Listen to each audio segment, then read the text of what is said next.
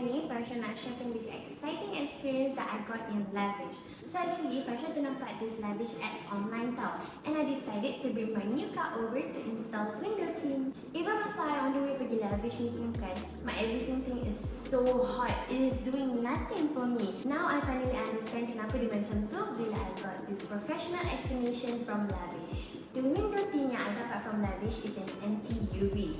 So, I dah tak perlu risau dah masa I drive kulit I jadi tan ke ataupun skin aging because of the UV rays. Even better, my car now has maximum privacy, which is a very good thing for me because I always drive my car alone. As a girl, memang bahaya kan? One thing lah, I suka sangat bila diorang buat live demo.